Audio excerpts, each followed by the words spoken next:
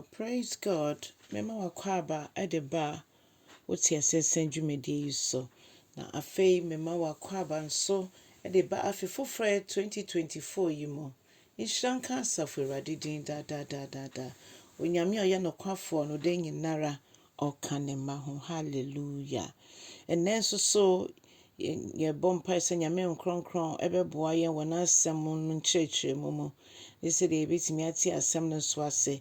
Awurade ye na adom sa na eye edi kan meka ne say morning devotion edi kan e wa afini mu no. Ese mema mu nyina akwaba e wo Jesus din mu. Eno ntine enne ye befe ya kenkan sam efi Hebrew form manoti baako.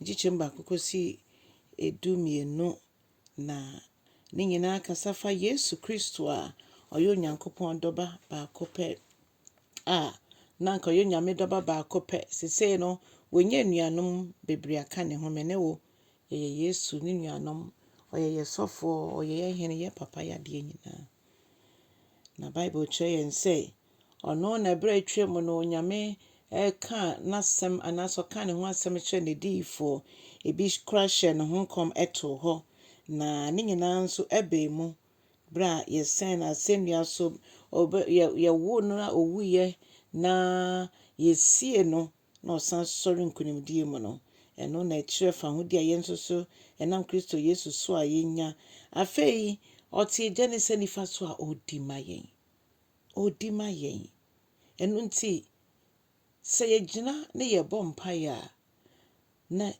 ne yɛka kyerɛ Awurade ne sɛ nea woyɛ ma yɛn no ɛno na yɛn so yɛgyina asase so a yɛyɛ efisɛ yɛ akodi akɛseɛ ɔdɔfoɔ Kristo Yesu tie agya ne sɛ nifa so edi ma mene wo na yɛkan bɛfo me bɛhu sɛ yɛka abɔfo no ho asɛm sɛ yɛde ogya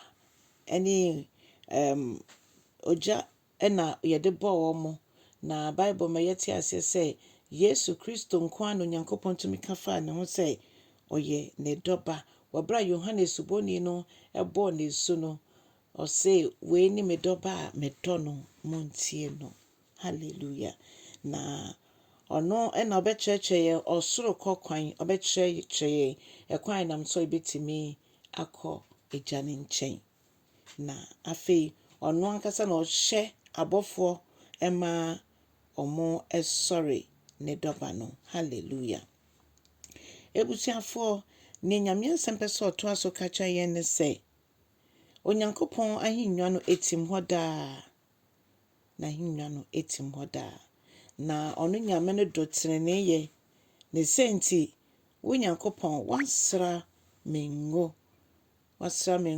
na wode ngo a ɛyɛ nigye ngo ɛna wode asra me na yɛka fa Yesu Kristo ho asɛm Kristo Yesu yasra ne ngo na Yesu Kristo Onyame honhom bra oba asase sui na Onyame honhom ɛte ne mu ɔdɔfoɔ Kristo Yesu bɔ akwan de to hɔ ma yɛn sɛ de bɛyɛ a yɛbɛhu sɛ de ɔsoro kɔ anamontuo ɛteɛ yɛmfa biara na basabasa yɛ bia nkɔ ɔmɔ awiata so sɛ ɔmpɛ sɛ ɔmo de Kristo nante ɔmo nkwande nyinaa saa nkrɔfoɔ no ɛna ɔsoro aheman no ɛyɛ ɔmo dea na ne yɛka nyinaa ne sɛ Awurade a wowɔ hɔ daa efi abɔdeɛ mfitiase anasa ansa na asase mpo yɛhyehyɛ ɛwɔ ne fapem so no na Awurade na wowɔ hɔ na ɔsoro nyinaa ɛyɛ wo nsa no nnwuma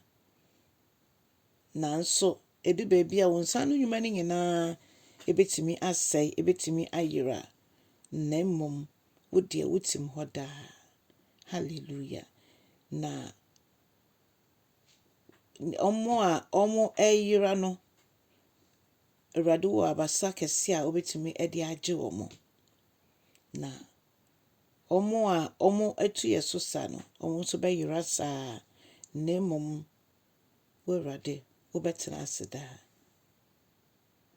Onyame no kwafo a wafrɛ yɛn no oni yɛhwamɔde biara da nti ɛnnɛ Nyame sɛ ne sɛ wonya bra no waka Hebrews chapter 1 no Hebrews nwoma nankasa kasafa Yesu Kristo ne kɛseyɛ ho nti wokan mu obɛhu sɛdia Bible no ɛka fa Yesu ho. Onyankopɔn nhyira bebree na nya bre tua n'asɛm afei yi mu. Yenya bre mmɔ mpaeɛ, yenya bre nso ɛnkyɛ Nyame asɛm. Yenya bre nhwɛ yɛapɔmuden ɛne sɛdeɛ yɛdidi nso ɛfa. Nyame nhyira bebree. Bye bye.